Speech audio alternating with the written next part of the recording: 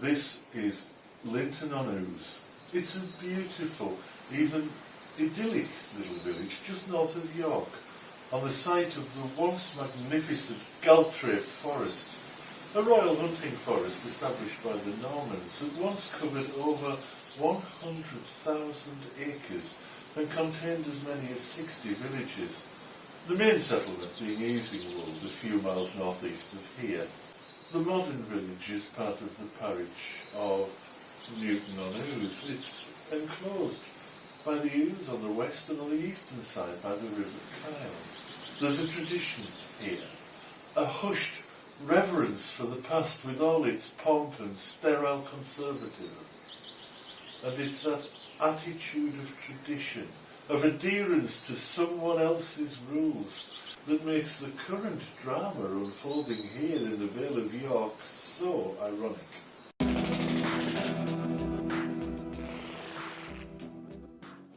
Among the mansions, the cottages, the barges and the cherry blossom, right in the centre of Linton lies an RAF base, or at least it used to do. The base has been empty since 2020 when the MOD decommissioned it. Now it stands quiet and barren, complete with runways, offices and, crucially, around 150 on-site houses. What do you do with 150 houses on a disused airbase? Well, if your name's Pretty Patel, you commandeer them to house immigrants. 500 to start with, beginning sometime in June, but potentially rising to 1,500. Middle Eastern immigrants, refugees and asylum seekers, here, in the heart of this quaint Yorkshire village, with its population of less than 1,000 souls, miles from anywhere, with a public transport system that absolutely no one in their right mind would describe as adequate. This plan has seemingly very little to do with the rights and needs of the various newcomers to our shores, and everything to do with the availability of some abandoned buildings. The newly arrived residents of the base won't be prisoners. They're not criminals after all, but they will be fingerprinted. They'll also be expected to keep to an evening curfew, making it difficult for them to travel even to York, a mere 10 miles away. With only 2 buses a day, the prospect of getting anywhere meaningful and back again within the allotted time seems unreasonably prohibitive. That's one of the reasons why Refugee Action York has described the plan as impractical.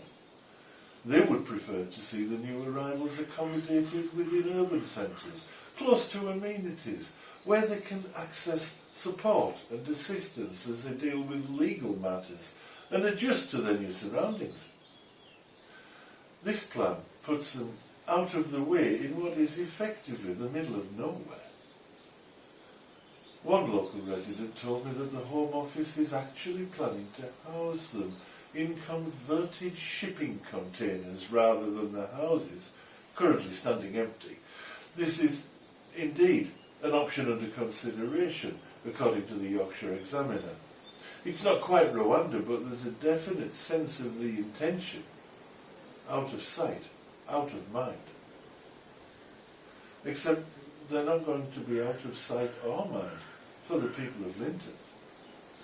Personally, I think the plan's unworkable and ill-conceived.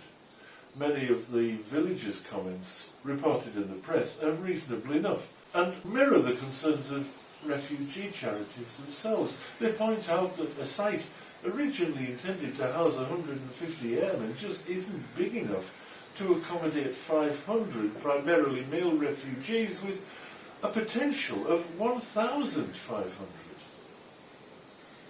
The resident who spoke with me was also clear about the unsuitability of using shipping containers to house people, although she did also make the point that she was frightened for her own safety too. Locals have noted that such a large influx of people with no transport of their own into such a small and relatively remote village is bound to put a strain on the local facilities, and it's hard to argue with that. But among those reasonable points we find more than a smattering of pure NIMBYism, of a sort of us and them attitude, xenophobic assumptions that are becoming all too commonplace in Boris's Britain. Last Thursday, the little village hall was filled to capacity, with people even waiting outside the packed building as the parish council discussed the plan. There were objections aplenty, including a range of NIMBY nonsense, masquerading as respectable concerns for village life, and of course villages' wealth and property values.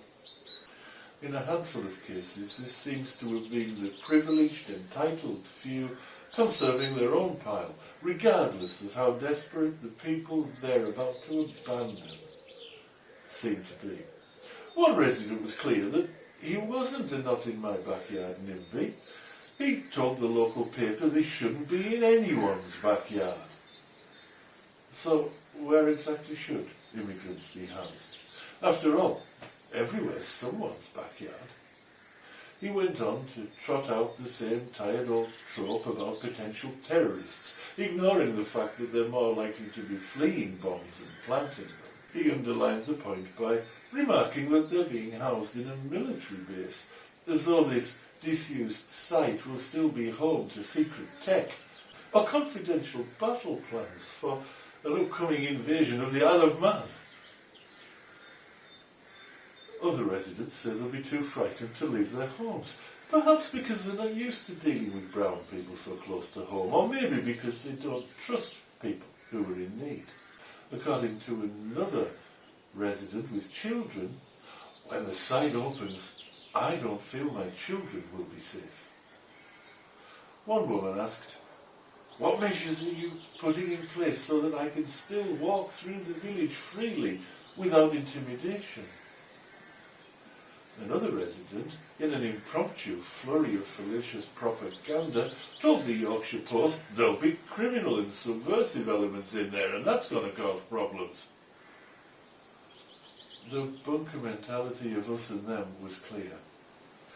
Putting these men in a little village where they outnumber us 2-1 ain't gonna work. The Ministry of Defence has done more damage to this village than the Germans did in 6 years.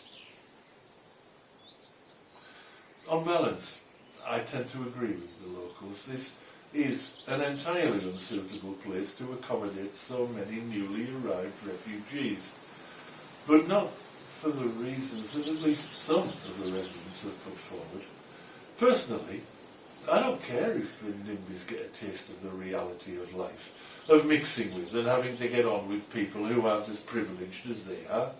I really couldn't care less if people too myopic to see that others are simply people end up staying indoors rather than meet the folk who might broaden their horizons. Society might just be better off for their absence anyway.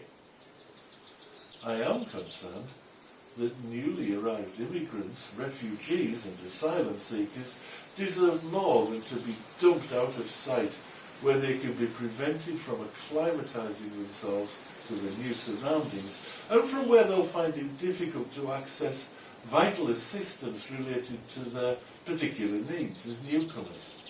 I'm also more than a little perturbed that so many of their first English neighbours will be this contemptuous of these desperate and often traumatised individuals.